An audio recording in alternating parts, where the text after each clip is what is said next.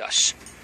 So what does it say when the United States repeatedly bends over backwards to accommodate the world's #1 state sponsor of terrorism? Marco! Childhood disease. They say the goal is America's top diplomat of putting Tehran first. I don't just mean all of these concessions, cash infusions, and side deals. I don't just mean sending the Secretary of State out to shill for Iran like he's the president of the Tehran Chamber of Commerce. I don't just mean paying ransom for hostages.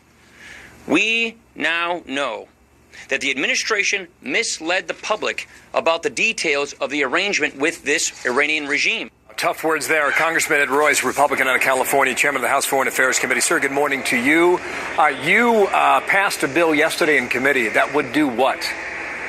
Well, Bill, what this bill would do is to shut down the transfer of cash payments to Iran. Now, this has been done 3 times now, a total of $1.7 billion. We don't know where those planes, those Iranian planes, took off to in terms of this cash.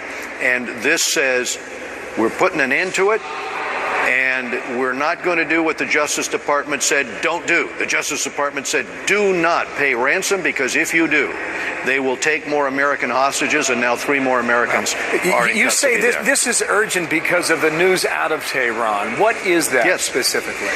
Last night, the Ayatollah said he looked forward to receiving more money from the United States as a result of past disputes. And so what that tells us is that they've figured out that this pressure pays. And what they want is the payment in cash.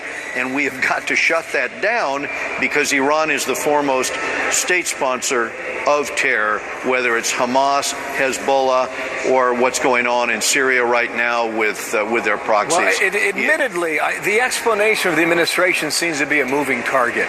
If you go back to the first week of August and listen to the following scenario here, it played out over the following 3 weeks.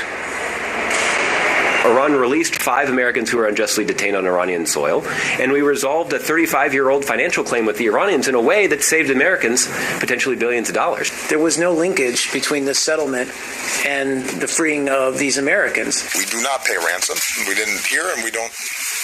We won't in the future.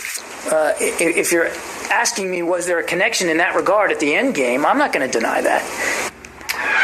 What do you make of all that? And how are we to understand it? I think the way we understand it, I had conversations with hostages, and what he shared with me was that he was told they weren't taken off unless that plane with cash landed. Now, I think the way this began was a discussion of a transfer of 9 Iranian spies and prisoners or people that have been convicted of crimes held here in exchange for 4 American hostages. But somehow along the way, it looks to me like Iran decided that they wanted a cash payment. And the reason I really suspect that that's exactly how it developed was because the Iranian Revolutionary Guard Corps announced that they were going to get a ransom in exchange for the hostages. I think they just kept ramping it up. But when it comes to dealing with Iran, we need a policy of more backbone, not more backing down. Well, and now is the time to draw that line. Your vote was 21-16. Any Democrats in favor of this? No, the Democrats. We couldn't move them in the committee. I think because of the pressure from the administration. We'll see what we're able to do on the House floor.